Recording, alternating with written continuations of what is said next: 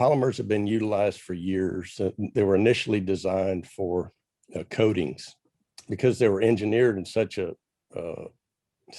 manner. They were able to use those polymers to make repairs versus the coatings, and that was the best thing on the block for many years. Applying these two-part polymers, that was state of the art.